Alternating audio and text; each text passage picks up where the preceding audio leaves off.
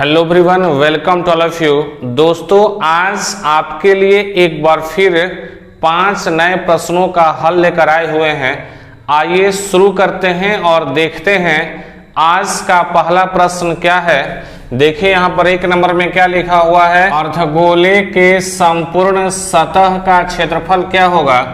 इसका विकल्प दिया है 4 pi R square, 3 pi R square, 2 pi R square और चौथा विकल्प पाई आर स्क्वायर। तो इसका सही उत्तर इस चारों में से कौन सा होगा, इसके लिए आइए बगल में देखते हैं कि आखिर इसका सही उत्तर हम प्राप्त करने के लिए क्या करें।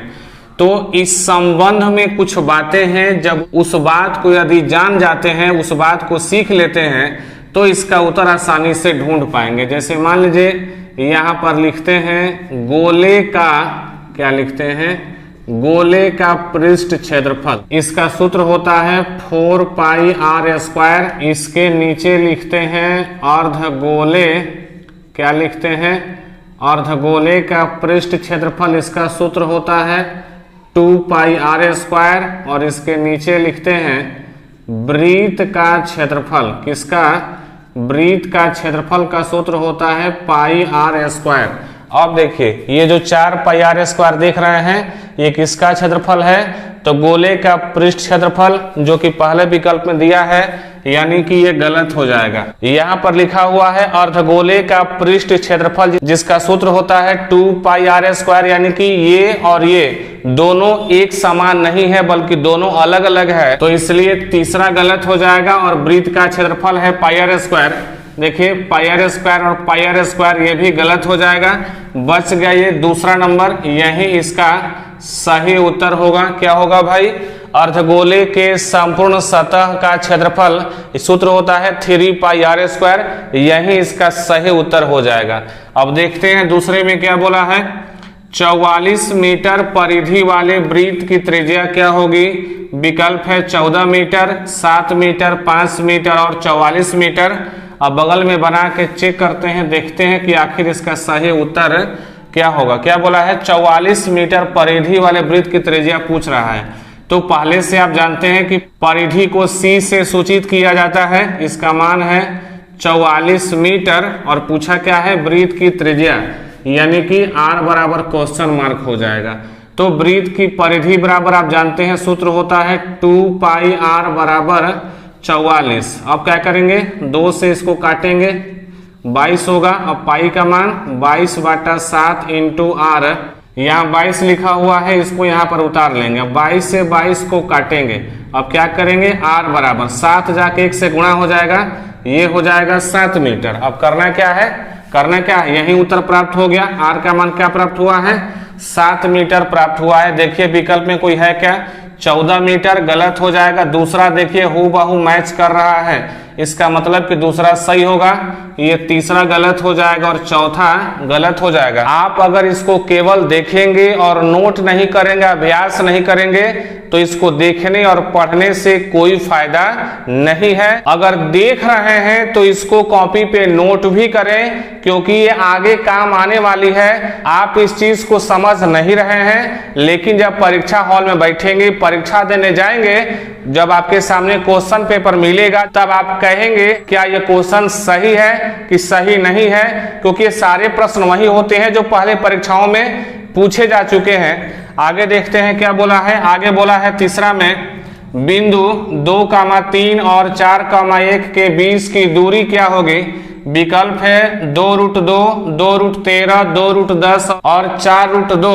अब इसको बनाने के लिए क्या करते हैं, पहले इस बिंदु को यहाँ पर लिख लेते हैं। क्या दिया हुआ है, a बराबर 2,3 और b बराबर क्या है, 4,1।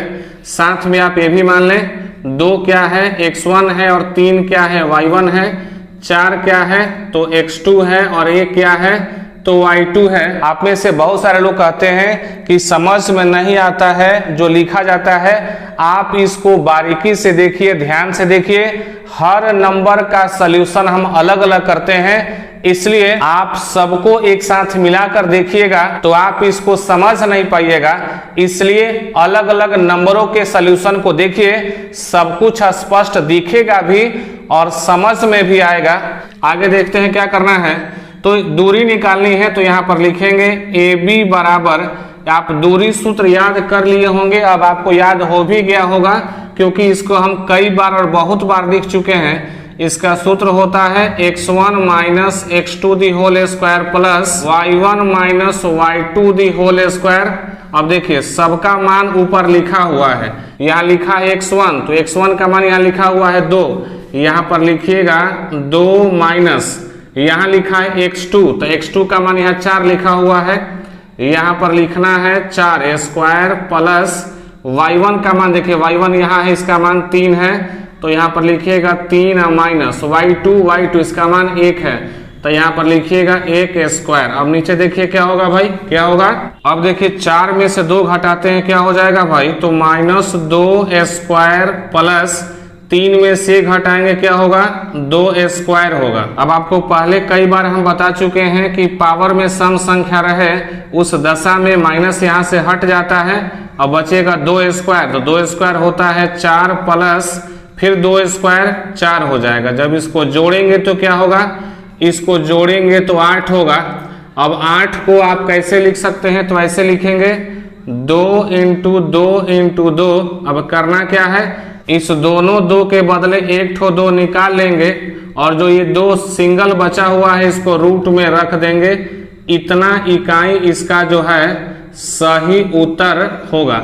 अब देखिए विकल्प में कहीं दिया है कि नहीं दिया है, यहाँ पर पहला ही विकल्प मैच कर रहा है, देख लीजिए 2√2 और 2√2 दोनों मैच कर रहा है, इसका मतलब कि पहला सही हो जाएगा, दूसरा गलत, तीसरा गलत और चौथा गलत हो जाएगा। अब आगे देखते हैं चौथा नंबर प्रश्न क्या बोला है। 4 नंबर प्रश्न बोला है 2 समरूप त्रिभुजों की भुजाएं 4:9 के अनुपात में है, इसके क्षेत्रफलों का अनुपात क्या होगा। ऐसे प्रश्नों से डरने की कोई जरूरत नहीं है, इसको बनाने की सरल और सबसे आसान विधि हम बता चुके हैं। आइए इस बार भी आपको बताते हैं कि इसका सही उत्तर कैसे ढूंढ निकालेंगे। यहाँ पर दिया हुआ है भुजाओं का अनुपात 4:9 और क्षेत्रफलों का अनुपात निकालना है। ऐसे सिचुएशन में हम आपको बताए थे कि जो यहाँ संख्या दिया हुआ रहता है इसका आप वर्ग निकाल लेंगे, तो 4 का वर्ग क्या होगा, 16 होगा और 9 का वर्ग क्या होगा, 81 होगा। देखिए किसी विकल्प में है कि नहीं है, पहला गलत हो जाएगा, दूसरा गलत होगा, तीसरा मैच कर रहा है, देख रहे हैं 16:81, 16:81 का माने कि तीसरा सही होगा और चौथा आपका गलत हो जाएगा। यानी कि यहाँ पर जो भी संख्या दिया रहेगा, यानी कि भुजाओं का अनुपात जो भी दिया रहेगा और क्षेत्रफलों का अनुपात पूछेगा तो आप क्या करेंगे, उसका वर्ग निकाल देंगे। जैसे ही वर्ग निकालेंगे वैसे ही इस चारों में से कोई ना कोई एक उत्तर आपको सही प्राप्त हो जाएगा। इस तरीके से ऐसे प्रश्नों का हल आसानी से प्राप्त कर लेते हैं, एकदम डरने की कोई जरूरत नहीं है। अगर यहाँ पर क्षेत्रफल दिया रहता, भुजा पूछता, तो इसी का वर्गमूल निकाल देंगे और जैसे ही वर्गमूल निकालेंगे वैसे ही चारों में से कोई ना कोई एक विकल्प मैच कर जाएगा, आप आसानी से उत्तर ढूंढ पाएंगे।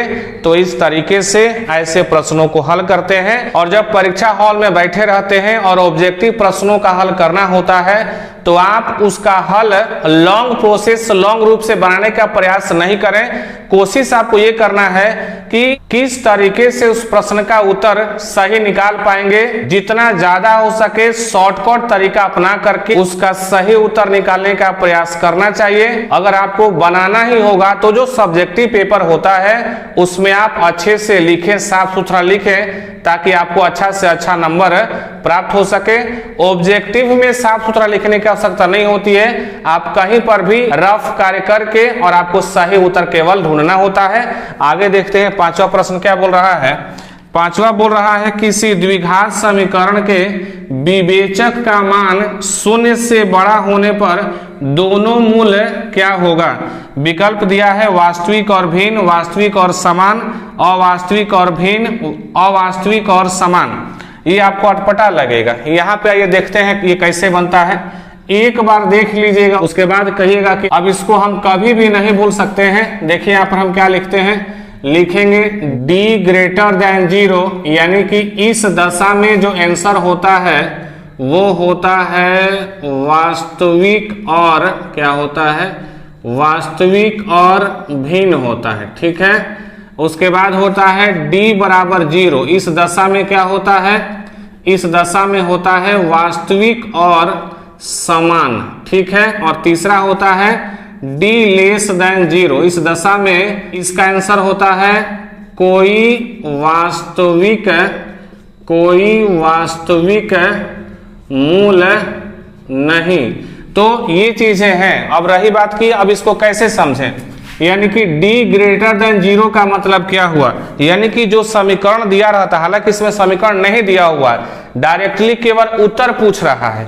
कभी कभी क्या करता है कि समीकरण देता है तो उस दशा में क्या करते हैं कि उसका विवेचक निकालते हैं, और विवेचक निकालेंगे तो कुछ आंसर, कुछ मान प्राप्त होता है।